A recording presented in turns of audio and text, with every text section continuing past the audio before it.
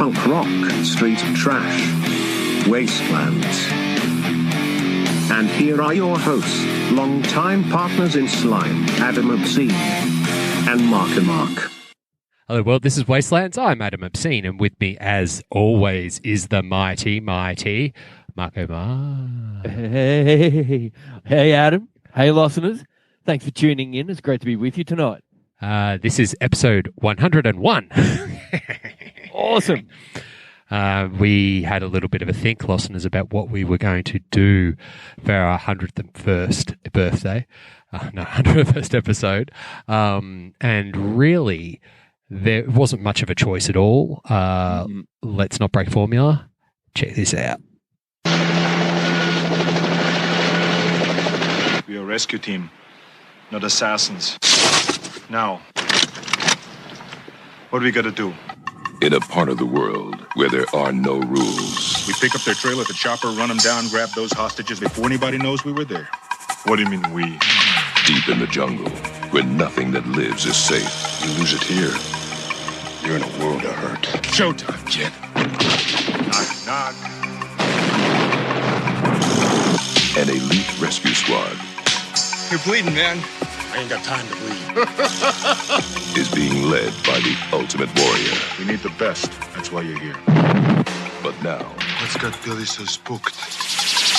there's something out there waiting for us. Arnold Schwarzenegger. Predator.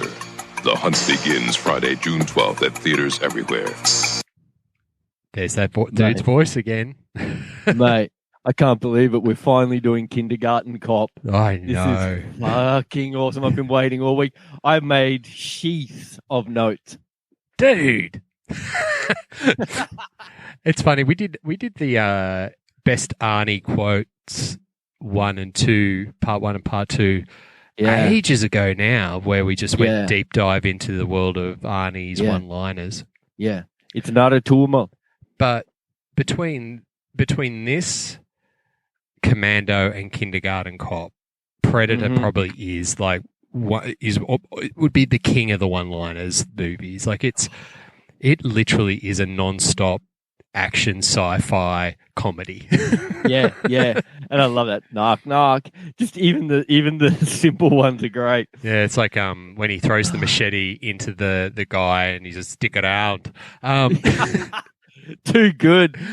Oh, it's got lots of throwbacks, those one-liners and everything, to previous Arnie movies as well. But, listeners, if you've been living under a rock and you don't know what Predator is about, I'll give you the quick story rundown. A team of Special Force Ops led by the tough but fair soldier, Major Dutch Cypher, is ordered to assist a CIA man, Colonel Al Dillon, on a rescue mission for potential survivors of a helicopter downed in the remote South African jungle. Not long after they land, Dutch and his team discover that they've been brought in under false pretenses.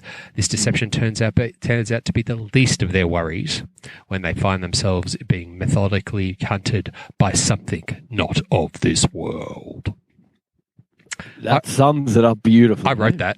No, I didn't. I just read that off IMDb. So it's a 1987 actioner.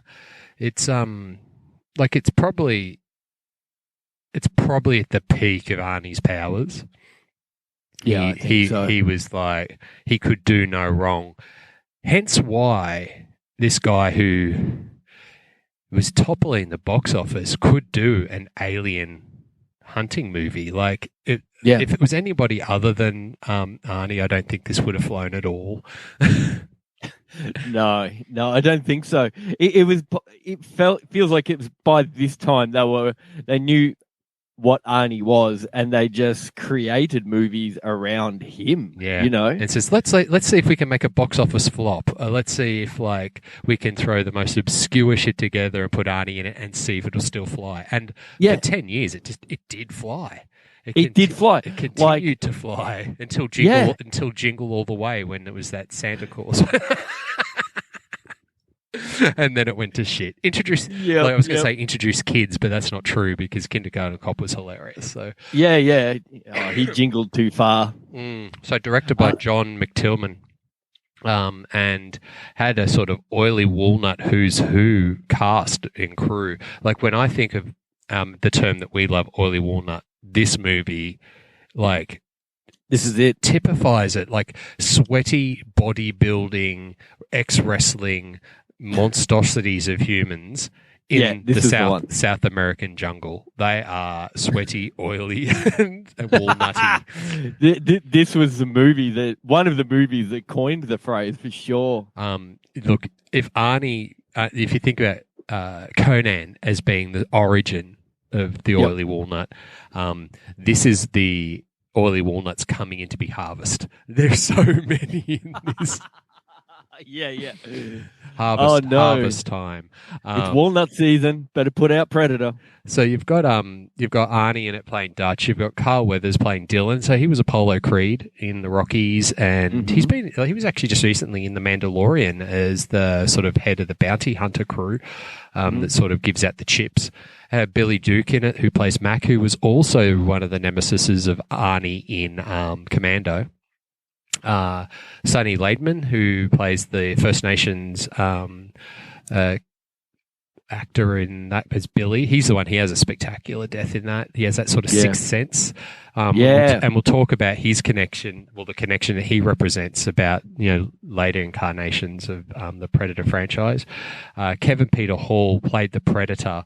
He was 7'2", dude. Like there was no stilts in that suit. He was just a monster of a man. No.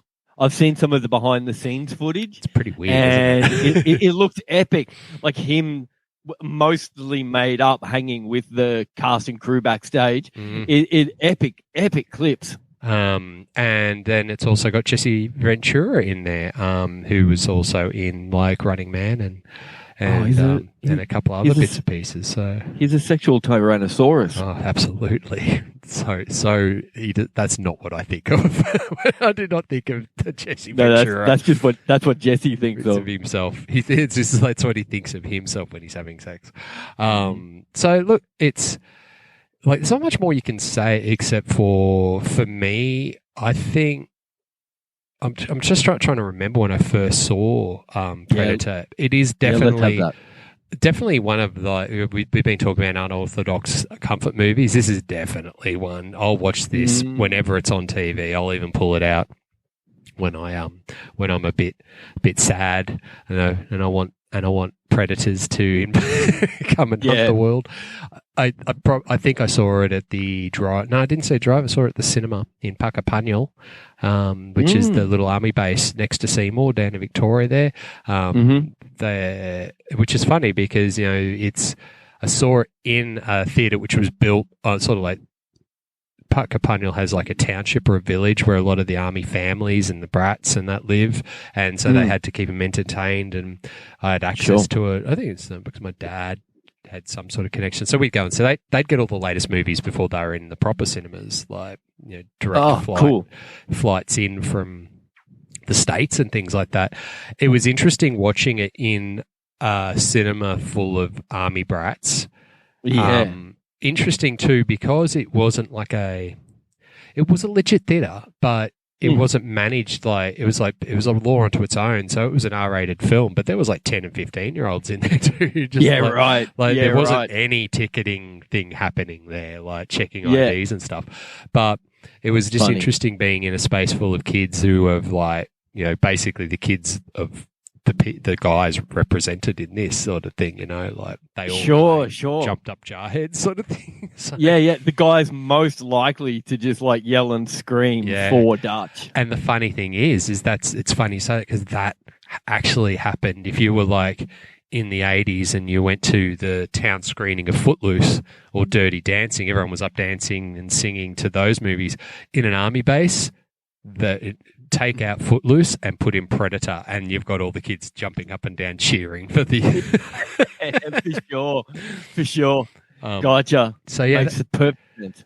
So it just had all the elements. The funny thing is, I remember I didn't know much about Predator when I first watched it. So I had no idea it was going to be about an alien. I thought it was because it looks, for all intents and purposes, like Commando Part 2. Yeah. Like all the marketing, all the campaigns, all the visuals on like even what he's wearing on the cover of this VHS that I'm flashing up that the listeners can't see could be, a costume change from Commando. Yeah, for sure.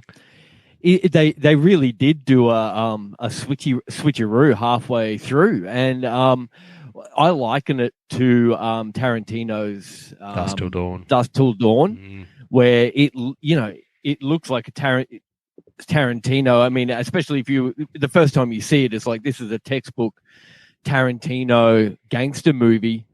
But what the fuck? They go to a vampire bar, and then it just completely changes into like a Robert Rodriguez sort of movie. And I feel like that's the same with this too, Ads. Like it was Commando right up until they introduced the alien. And it's even to the point where there was a question. There could be a very healthy question mark over your head when they saw, like, it could have just been brutal enemies. High technology Russian commandos or something. Until that scene when he sort of comes out, the Predator first makes his appearance and sort of flashes, it makes himself seen to Dylan. He sort of like flashes, looks at him and goes, and then disappears again. And you go, And I just remember just going, what the hell? So that's confusing. That's right, Ads. That's the thing with this movie too, is there's no explanation of this at all. Like the audience is in the exact same position as Dutch's crew. I had no idea that there was any kind of supernatural, invisible cloak alien about to come and cut them up. Like, and then afterwards, like, I felt like it was one of those great sort of unexplained movies, and it's taken until, and maybe it's because I'm a fan, but I'm not as huge a fan that I did deep dive straight away. Like I've only learned more as I've watched kill counts and watched movies further down the franchise to learn what they are, that no one ever explains really what's going on. And I think that's because they didn't know what was going on. Like the whole mythology and the story behind the Predator has developed over time. So there's not a lot of backstory. Well, there is no backstory in Predator about the aliens. It's just there's this alien that's come and he's hunting. And he's probably been here before because there's the mention of they only ever come when it's hot. And there's that little scene where the hostage, the captive lady, I can't remember her name, Anna, sort of says, I remember as a little girl, the monster would come out of the jungle and attack, but it only ever happens as it heats up. And then she goes, and it's been a lot more hotter lately. So it's sort of this hints to recurrent theme of this visitor that comes and hunts. Sure. But it's only really then, so this Predator is, quoted on some sources being one of the greatest action movies of all time. Followed up by Predator 2 with Danny Glover, which is, no one's got anything to say about that film. It's actually quite hard to watch, but it does fill in the mythology. It's what it does do is it sort of explains some things about, it fills in the backstory. And I think that's it. That's the whole reason that movie exists, is to actually, short of making a Lethal Weapon alien movie, whereas this one was a Commando alien movie. It's like Danny Glover is a cop. He's about to retire, and he's taking on the Predator in the city. Like he's told me that shit. So but it goes into talking about the hunt and all those elements that are through there.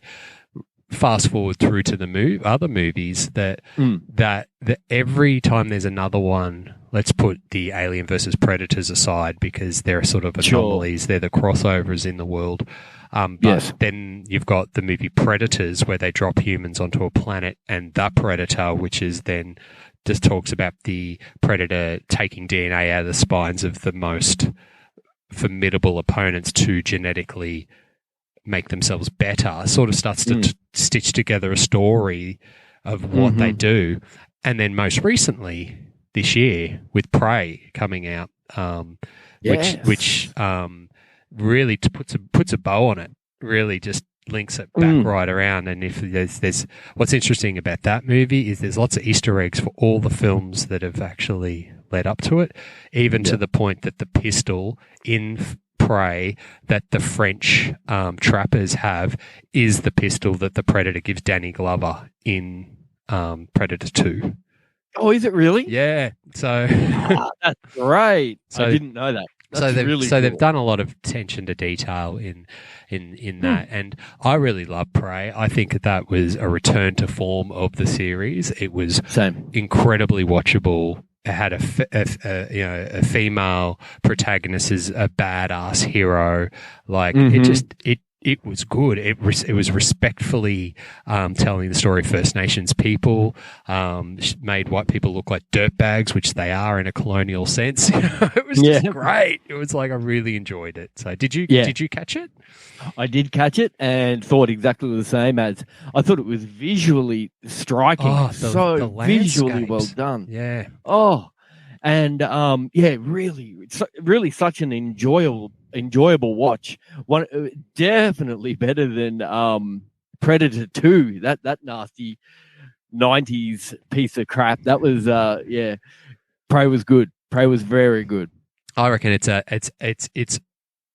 technique of storytelling and its film, videography and the way it's put together is actually better than Predator, the original. Before the listeners jump up and pistol whip me on it, I'm going to explain a couple of interesting factoids that plagued the production of Predator 1, which is some of the reasons why I love it, but it's also why it's a perfect example of an 80s action film. The very first factoid I'm going to share with you, Marco, is that the film type stock that the B camera team, so they're the ones that do the pickups and the stock, was actually the wrong type of film stock. So you'll notice when you watch it, there is high def, almost quality film, but then there will be bits where it's grainy as fuck. Point in case is when Arnie jumps off the waterfall and lands into the water. It's really grainy. It's because it's a lower quality film stock. There's other bits in it too, like when Arnie's trying to lure the Predator into the tunnel, with the traps. It takes a long pause shot at the trap. It's actually just a photo. It's a still. It's a grainy still out of focus. Like it's funny. So there's some real B shortcuts in it that sort of, for its time is probably, it wouldn't hold up now.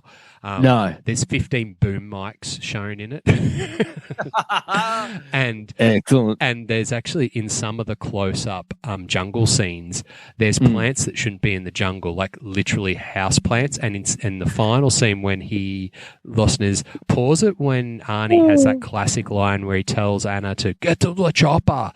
If you pause it and look at the trees around him, you can see black pots that the plants are sitting in. So there's these little goofs there's goofs in there that make it lovable, but it is actually it's an 80s actioner where they go, those kids aren't going to give a shit. Let's just go for it. Yeah, let's just go for it. Yeah, absolutely. And they went for it too. And that's the great goofs.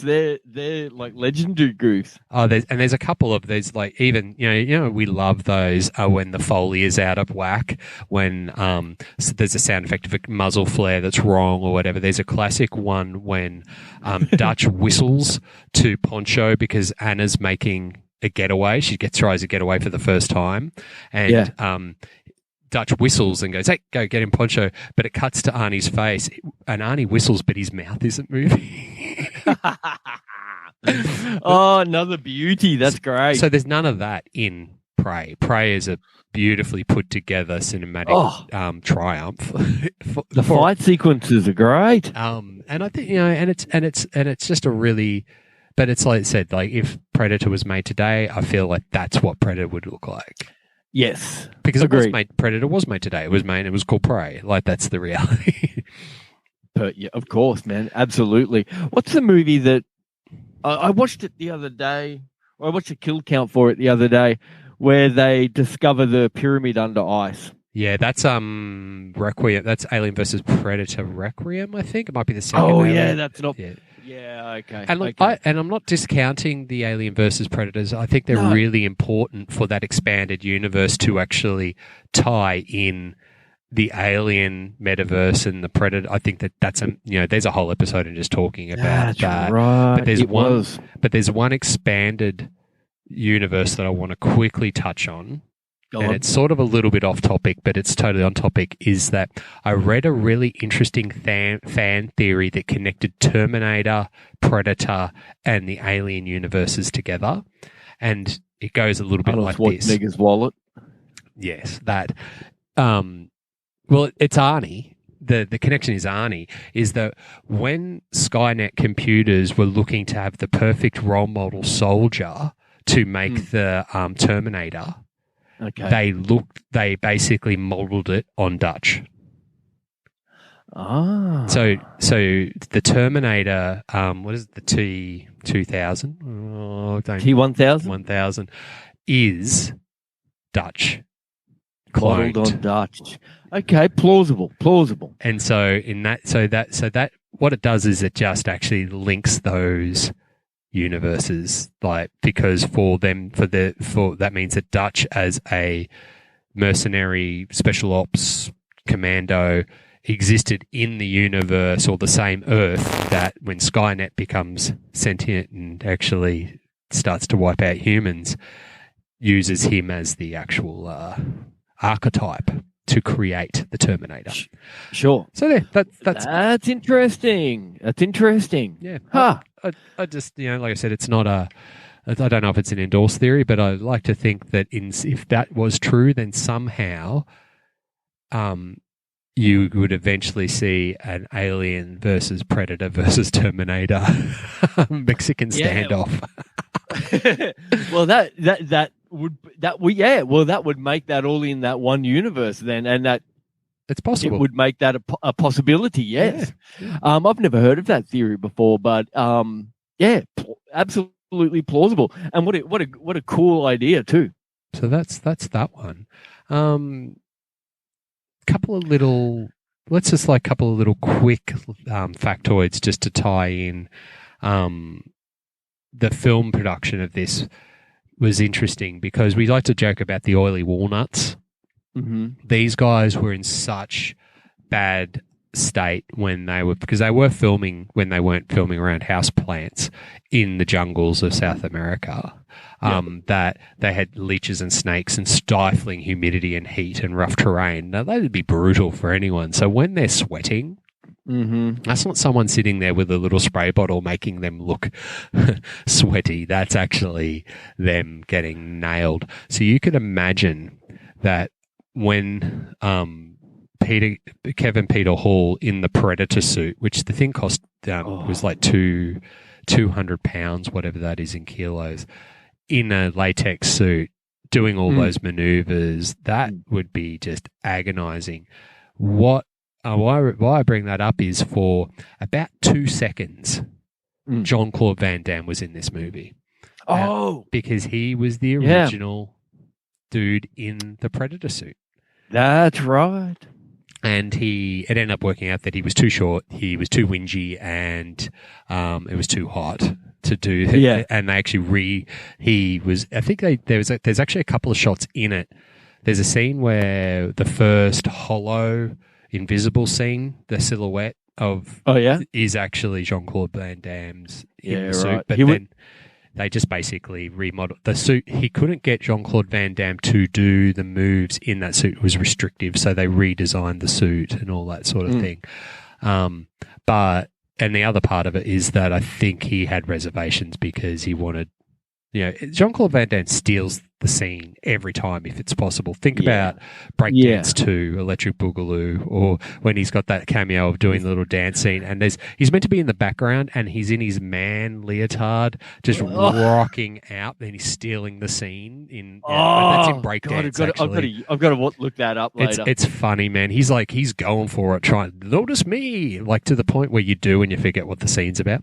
But they're on, they're at Venice Beach doing some sort of hip hop thing, and he's getting all funky with it.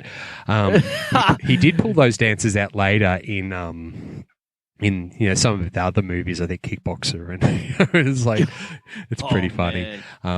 Lingerie kickboxer. Lingerie kickboxer. So he but he did have reservations because he was not going to have any screen time. He was going to be no face. So you wouldn't know it was him. He wouldn't have liked that.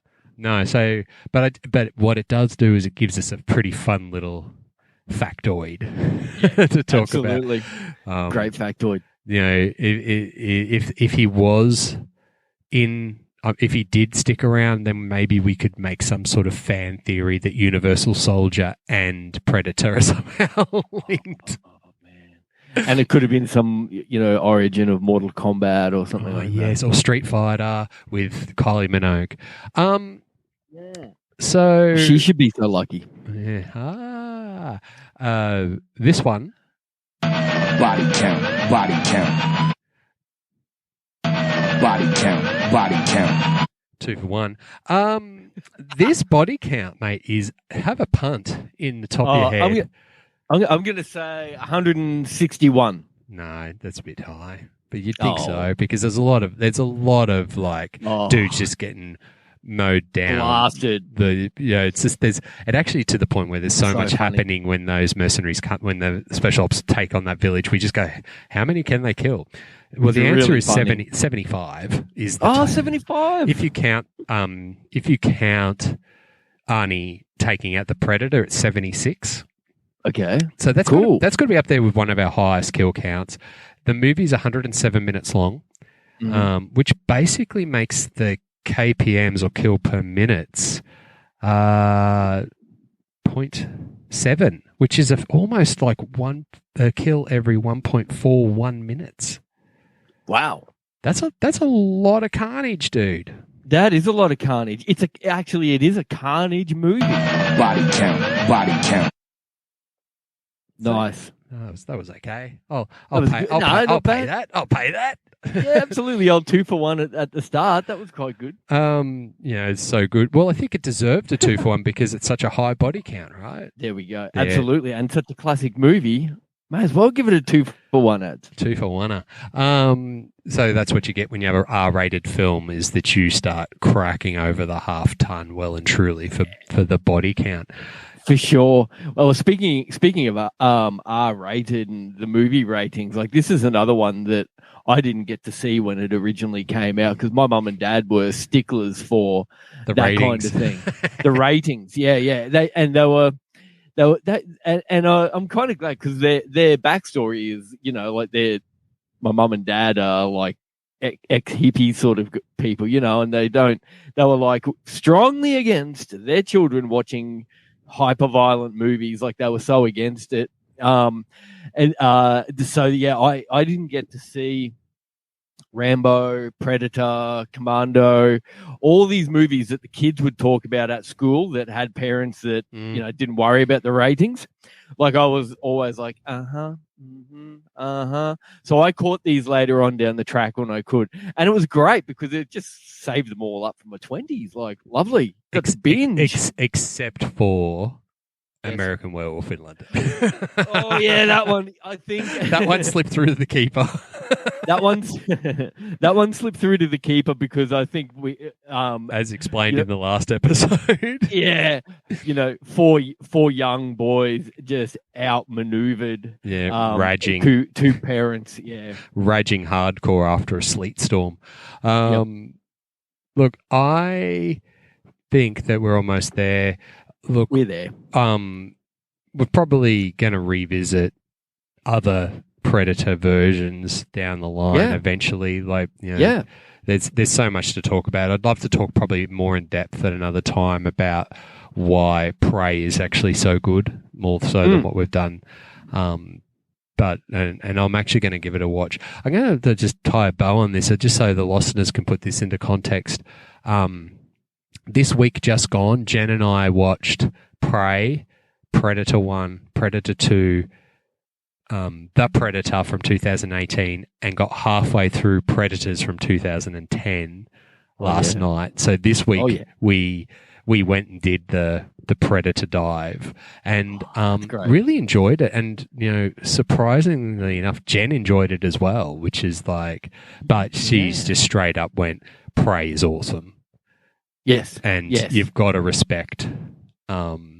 This is the order that Jen would go. Is you've got to respect the first one because it is the first one, and then 2018's That Predator was really good. Like she really liked that, and it's got a cool sort of take on about how kids with autism are the next evolution in humankind. Oh yeah, that's what they call Hollywood autism. Yeah, well, no, not really. There's this kid who was autistic that was just a bit of a genius, and that was what they took from it was that the aliens wanted because he was so good at nutting out technology that it was actually the Predator was hunting the kid, not the army guys, because he was looking at taking his DNA to make them better. So that was interesting. It was an interesting square away.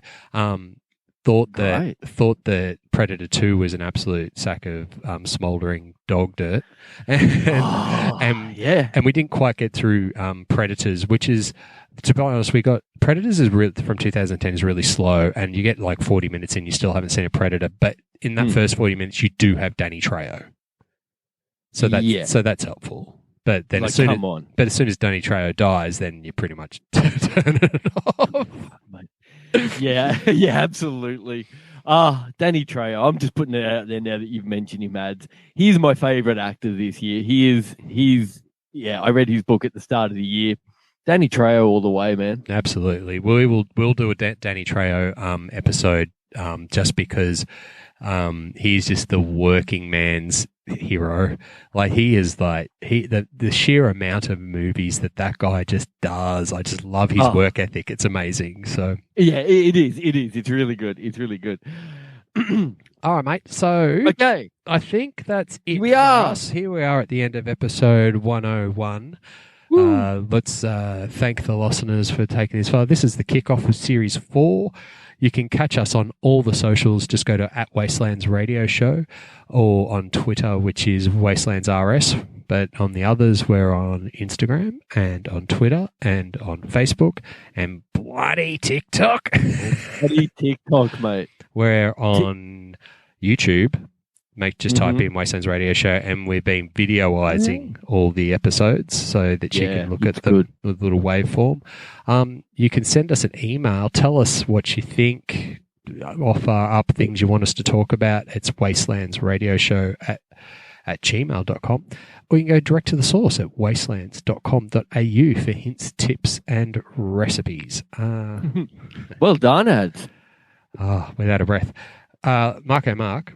Yes. Thanks for joining me again on this lovely Sunday night. We'll get this up for our listeners to listen to. But right now, any parting words or anything you'd like to share with the listeners? It's good night from me. And it's good night from him.